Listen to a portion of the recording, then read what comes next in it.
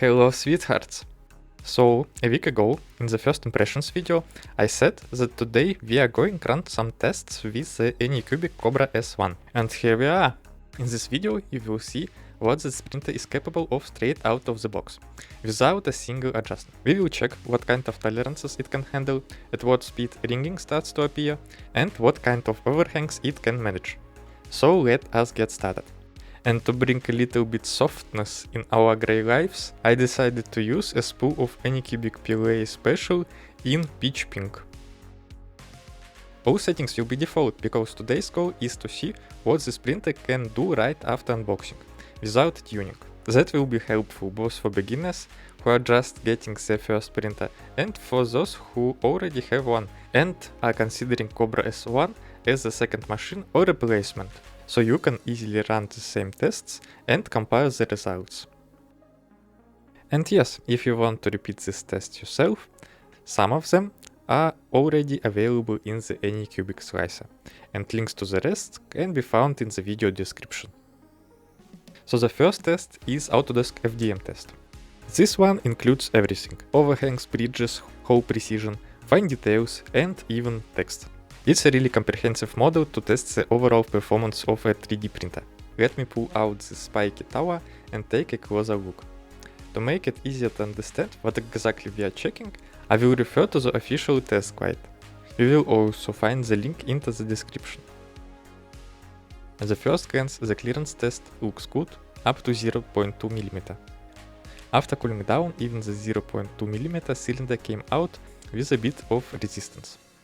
The peaks on top came out sharp and clean, without stringing and fuzziness. The rebase should technically be a square, but they look a bit round here. Still not bad at all. As for the bridges, I would say the printer handled them only partially, maybe 2 out of 5. However, according to the creators of the test, it is considered passed if the upper bridge does not touch the one below it, and since none of them do, technically Anycubic passed.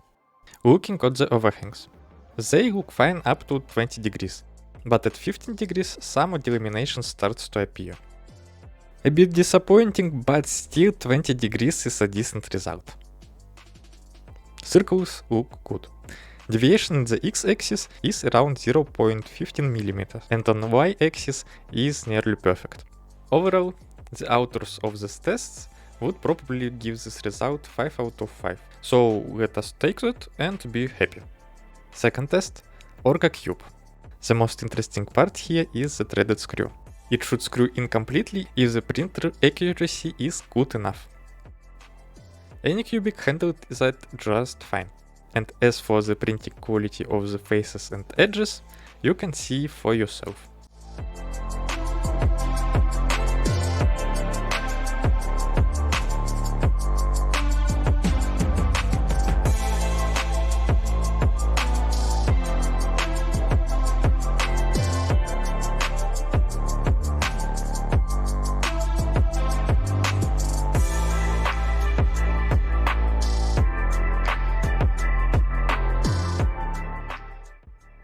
Third test is another tolerance test. I find this test particularly useful if you plan to print threaded parts.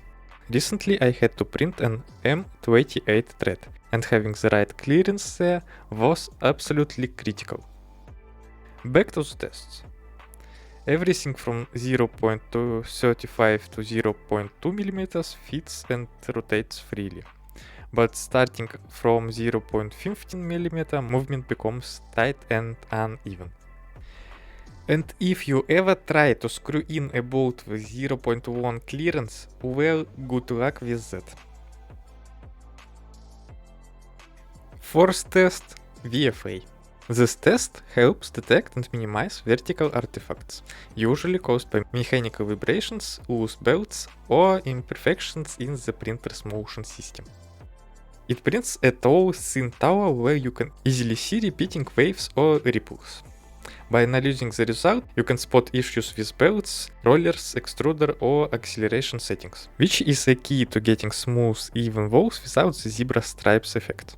test tower itself is printed with gradually increasing speed, so on the test model I marked the specific areas and the speed at which ringing becomes noticeable, just to make it clearer.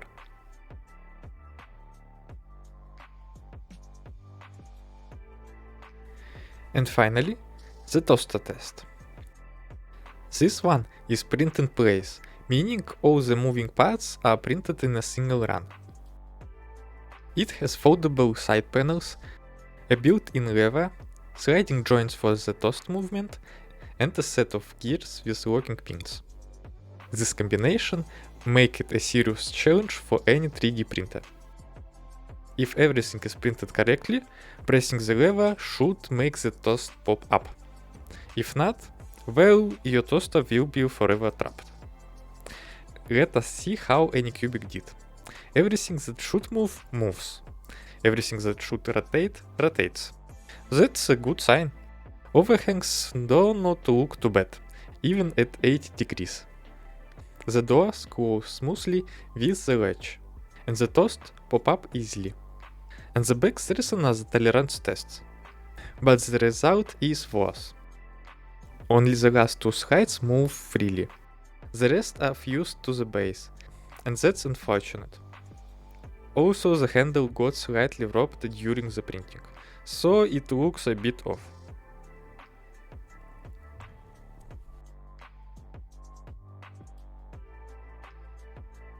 And while in the background you can see a few more parts printed in a different color, I want to share a thought that came to me while I was preparing this video. You know, there is such thing as body dysmorphia. When influenced by social media and others' opinion, you start noticing more and more flaws in your body, and your self-perception gets worse.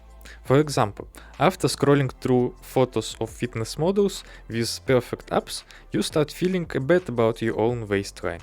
And while working on this video, reading forums and looking for test models, I noticed that a lot of people in the 3D printing community seem to develop something I would call printer dysmorphia. Because the same psychological pattern works here. When you constantly see perfect prints from skilled makers, photographed with great light, your own prints start looking ugly in comparison. And I fell for that too. But honestly, I think we all just need to relax and enjoy the creative process itself. The joy of seeing your ideas, which used to exist only in your head, take physical shape. That feeling is much more important than a few minor print imperfections. Because when your model looks not perfect but good enough, that's actually really good. And it's truly enough. What do you think? And remember, even the most perfect model can look terrible under bad lighting. That's probably it. I think we covered all the most common tests. So time to warp it up. But there will be no conclusions today. Watch the result and decide for yourself how much you like this printer performance. After all, you are the one who will be using it. And if you already have a printer and have done these tests, share your results in the comments, I would love to read them. Alright, now that is really it. Thank you so much for watching, and do not forget to subscribe, because there are many more interesting videos ahead. See you next week!